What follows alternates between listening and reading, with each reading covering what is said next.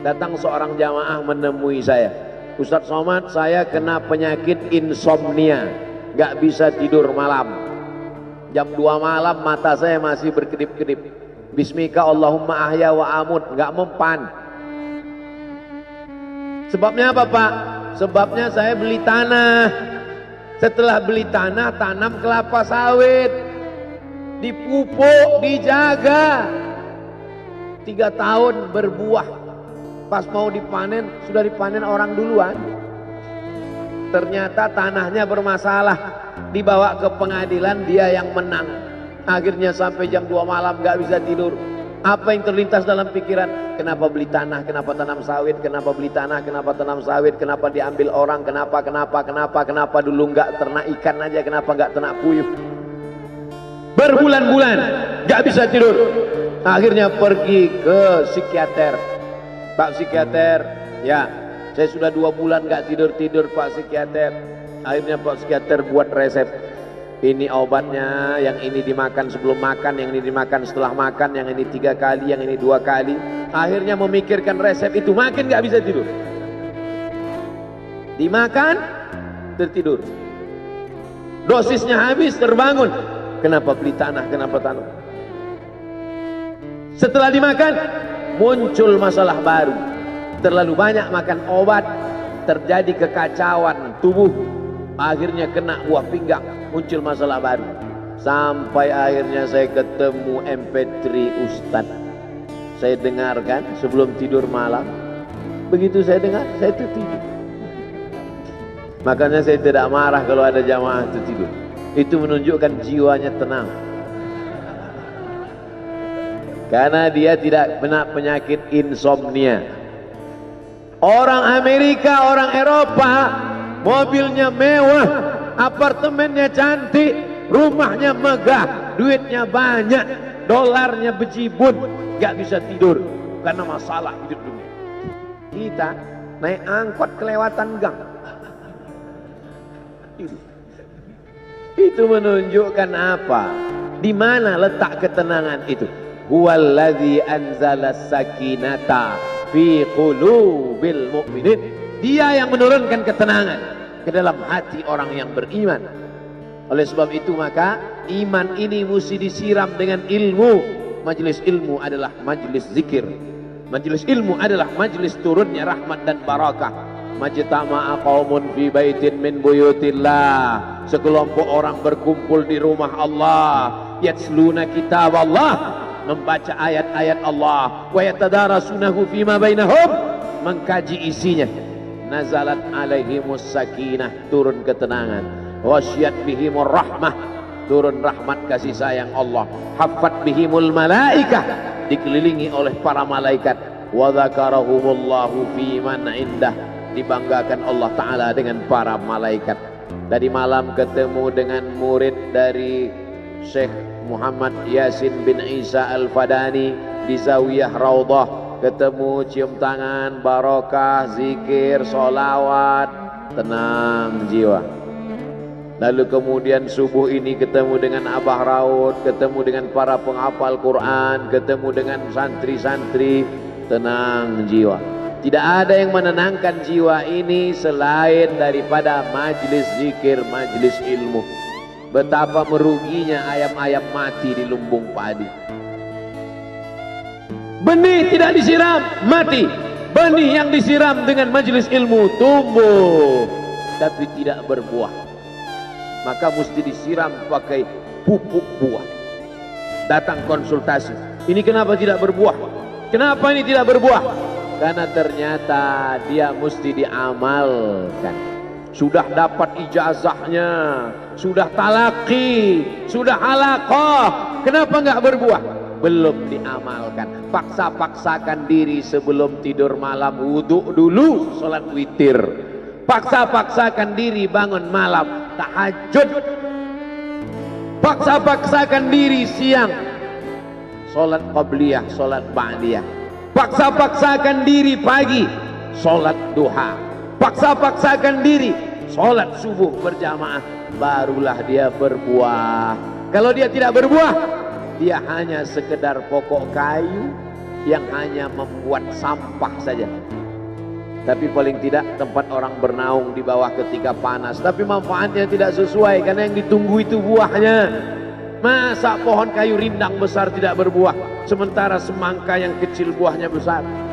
Oleh sebab itu maka mesti berbuah. Benih disiram, berbatang, berputih, berbuah. Buahnya ranum, cantik dan indah. Begitu dibelah tak bisa dimakan. Kenapa? Ulat semua isinya. Oleh sebab itu mesti dijaga. Benihnya disiram. Apa yang bisa menjaga ini? Diprotek dia. Kenapa apel tidak dimakan ulat? Bukan karena ulat tidak sanggup beli apel, tapi karena disemprot pestisida. Ulat tahu ini ada pestisidanya, maka dia tidak makan. Kita nggak tahu, dimakan. Ikan asin tidak dikerubungi lalat. Tidak ada satupun lalat yang hinggap di ikan asin. Kenapa? Karena lalat tahu ikan asinnya pakai formalin. Manusia nggak tahu. Pintar mana manusia dari lalat? Jangan jawab. Akhirnya orang makan, menumpuklah pestisida dan formalin dalam darah. Apa namanya? CANCER, cancer. Karena dia tidak larut dalam tubuh. Yang lain-lain larut. Makanan-makanan larut menjadi energi, menjadi sampah, dibuang menjadi kotoran. Sama seperti daun, kalau jatuh ke tanah larut menjadi pupuk, tapi plastik tidak larut, maka plastik sampah bertebaran. Oleh sebab itu maka ini mesti dijaga. Apa yang bisa menjaga buah apel supaya tidak berulat? Jagalah dia dengan ikhlas. Kamu kenapa nggak ke masjid? Saya kalau ke masjid riak, maka saya nggak ke masjid biar ikhlas. Tarkul amal li ajlin nas riak. Kata Imam Fudail bin Iyad, tarkul amal li ajlin nas riak. Tidak jadi beramal karena takut dipuji orang, riak. Wal amal li ajlihim syirik. Beramal karena ingin dipuji orang, syirik. Kenapa kamu nggak pakai sorban? Takut dipuji orang, riak. Pakai saja sorban anak, jangan takut dipuji orang. Pakai sorban, yakinkan dirimu. Baik. Ustaz, kenapa nggak pakai sorban? Ada masanya nanti pakai sorban. Tarkul amal li ajlin nas riya. Tapi beramal, tapi saya nggak tahan Pak Ustaz, dipuji orang. Luruskan, karena pujian pasti akan selalu datang. La'atiyannahum min baini aydihim wa min khalfihim wa an aymanihim wa an syama'ilihim. Datang dari depan, dari belakang, dari kanan, dari kiri, dari dalam. Alladzi yuwaswisu fi sudur, dari dalam, dari depan, dari belakang, dari kanan, dari kiri, dari dalam, dari dua aspek, minal jinnati wan nas, dari yang zahir, dari yang batin, berdatangan dia. La ughwiyannakum, aku akan goda anak cucu Adam. Sampai kapan? Madamat arwahuhum fi ajsadihim, selama roh masih bersemayam dalam jasad, selama masih hidup, dia terus menggoda. Kapan kita berhenti dari godaan ini? Nanti setelah terbaring, terbujur kaku, bahkan sampai mau sakaratul maut pun dia tetap menggoda. Itulah makanya orang berzikir tidak bisa digoda waktu sakaratul maut. Kenapa? Karena la ilaha illallah akan terngiang di telinganya.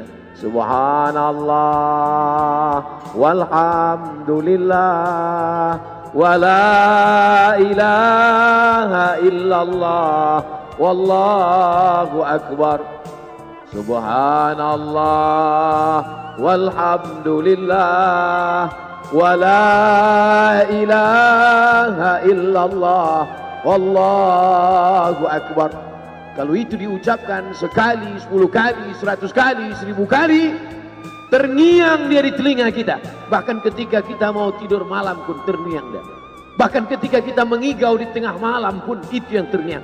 Maka saat mau sakaratul maut pun itu juga yang akan datang. Apa yang kau ucapkan, apa yang kau dengar, apa yang kau pikirkan, apa yang kau renungkan, itu yang akan datang waktu sakaratul maut. Seorang bapak sudah diponis dokter, panggil istrinya, panggil anaknya, bawa ini ke rumah,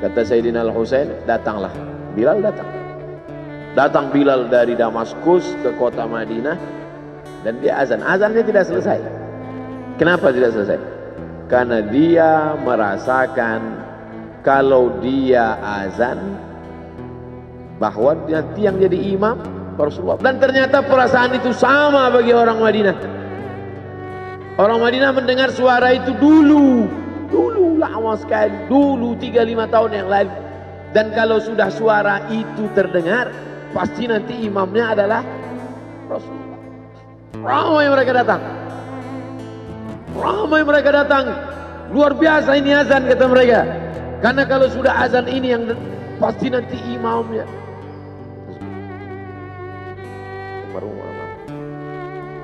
Al-Fatihah. A'udzubillahi minasyaitonir rajim. Alhamdulillahirabbil alamin. Arrahmanir rahim. Maliki yaumiddin. Iyyaka na'budu wa iyyaka nasta'in. Ihdinas siratal mustaqim. Shiratal ladzina an'amta 'alaihim ghairil maghdubi 'alaihim waladdallin. Amin. Allahumma ighfir lahu warhamhu wa'afihi wa'fu anhu wa akrim nuzulahu wa wasi' madkhalahu waghsilhu bil ma'i wal thalji wal barad wa naqqihi minal khataaya kama yunqqa ath-thawbul abyadu minad danas wa abdilhu daran khairan min darihi wa ahlan khairan min ahlihi وقه من فتنة القبر وعذاب النار اللهم لا تحرمنا أجره ولا تفتنا بعده واغفر لنا وله ولإخواننا الذين سبقونا بالإيمان ولا تجعل في قلوبنا غلا للذين آمنوا ربنا إنك رؤوف رحيم اللهم اجعل أهله وتلامذته وطلابه من الصابرين الذين إذا أصابتهم مصيبة قالوا إنا لله وإنا إليه راجعون اللهم اجعل أبناءه وبناته من الصالحين والصالحات واحفظهم من كل سوء وشر اللهم اجعل هذا المعهد الذكر معهدا عظيما مباركا تخرج منه الطلاب والطالبات من المجاهدين والمجاهدات في سبيلك بأموالهم وأنفسهم اللهم احفظهم من الظلمات اللهم أخرجهم من الظلمات إلى النور اللهم وفقنا لما تحبه وترضاه اللهم اجعل أبناءنا وبناتنا من حفاظ القرآن والحافظات اللهم اجعل قبره روضة من رياض الجنان لا تجعل قبره حفرة من حفر النيران وصلى الله على سيدنا ومولانا وشفيعنا وذخرنا محمد وعلى آله وصحبه وسلم والحمد لله رب العالمين. Kalau sayang dengan almarhum, hidupkan majelisnya, ramaikan, bangkitkan semangat, tunjukkan kepada Allah Subhanahu wa taala bahwa kita cinta. Sab'atun yudhilluhumullah, 7 orang yang dapat naungan yauma la illa dhilluh, hari itu tak ada naungan kecuali naungan Allah. Rajulani, 2 orang, tahabba fillah, berkasih sayang karena Allah, ijtama'a alaih, bersama karena Allah, wa tafarraqa alaih. Saya berharap saya dengan almarhum, saya dengan Abah Raud, saya dengan para sahabat termasuk yang mendapatkan naungan ini. Saya dengan almarhum tak ada hubungan kepentingan, kami tak ada hubungan politik, kami tak ada hubungan ekonomi.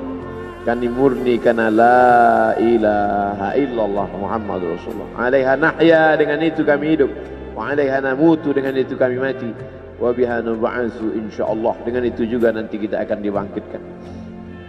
Sayang dengan Nabi, hidupkan masjid-masjid. Sayang dengan ulama, hidupkan majelis-majelisnya. Jaga peninggalan-peninggalannya. Lanjutkan perjuangannya. Itu bukti sayang. Sayang bukan di tepi bibir, sayang bukan basa-basi. Oleh sebab itu kita akan dituntut di hadapan Allah tentang nikmat besar ini. Mudah-mudahan kita lulus ujian dunia, ujian akhirat. Amin ya rabbal alamin. Terima kasih segala perhatian. Mohon maaf segala kesilapan dan kekhilafan. Jangan lupa salat sunat isyraq 2 rakaat. Terima kasih. Wassalamualaikum warahmatullahi wabarakatuh.